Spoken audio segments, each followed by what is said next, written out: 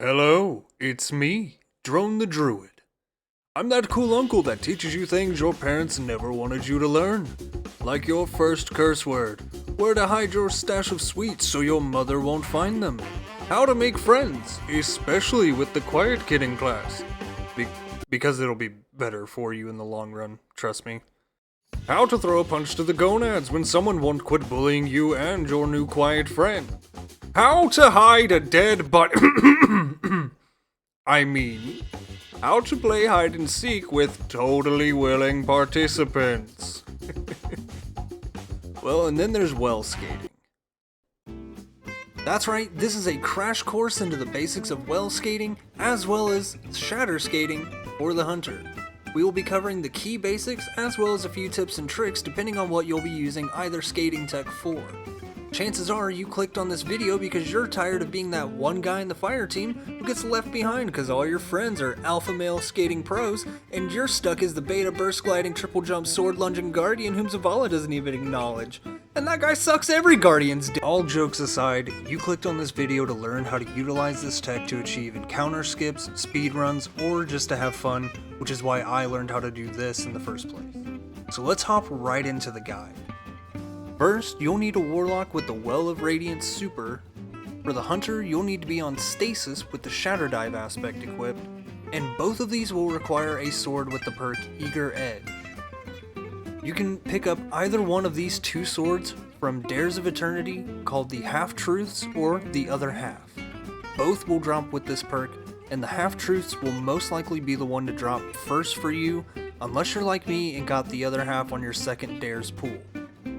You can also craft these weapons if you're lucky enough to get them to drop with Deep Sight. They are both, in my opinion, worth grinding Dares of Eternity for, even though it may not be your favorite activity. Alright, now that we have our Guardians set, let's begin with the Warlock since this one will be the most tedious one for you to learn. Go ahead and pop over to a custom Crucible game. We're going to change the game type to Mayhem and set our super cooldown to 3 seconds. This way if you mess up, your super will come right back. What you're going to do after you pick up some heavy ammo is find a ledge and get yourself as close as you can without falling off. From there, you want to swap to your sword, heavy attack, jump, and then press super.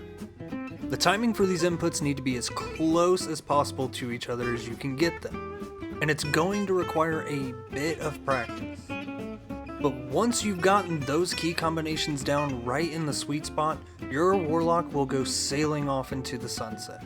You can also extend your distance by swapping off of your sword to one of your other weapons to maintain that momentum. When it comes to the Shatterskate, you'll be able to practice this anywhere since you're not using a super. You'll be using the same key inputs except you'll be replacing the super key with the aerial technique key, which is usually bound to X.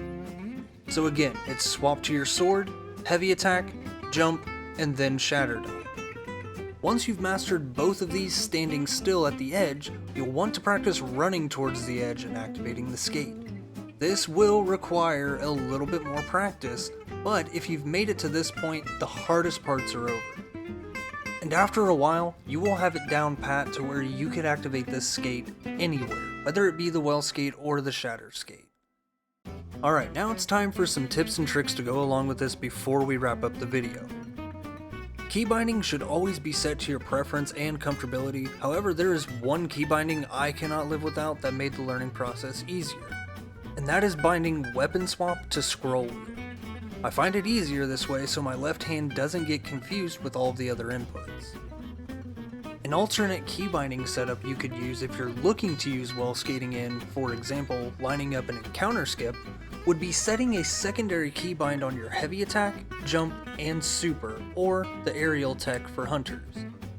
They should go to 3 keys that are right next to each other on your keyboard that you never use. For me it was 7, 8, and 9. This way you can get to a ledge you want to skate off of, line it up, scroll wheel to swap weapons, and then quickly roll your fingers down 7, 8, and 9, and then bam! Instant Wellskate or Shatterskate. For obvious reasons, this will only work while stationary. but I found it useful in many different situations in my time playing this game. There's always a risk to doing skips, whether you're skipping an encounter in a speedrun or a solo flawless attempt in a dungeon. It's always best to have a backup that gives you little to no margin of error, and the 789 method worked best for me. Another quick tip before I go, and this is for the Shatterskate. Normally you can swing your sword to stop your momentum and keep you from dying if you hit a surface while skating. For hunters, you could also reactivate your shatter dive mid-air to stop your momentum, and prevent any fall damage from however high you were while skating. You can also make flashy entrances into battle that just make you feel extremely cool and look totally badass.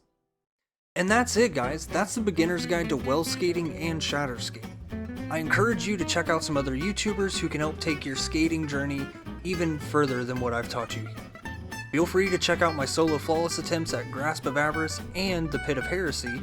I will be doing other dungeons soon, I just haven't had a good time to do them here recently, but be sure to leave a like, subscribe, and hit that bell so you'll know when I do post them. Maybe you'll learn something there as well.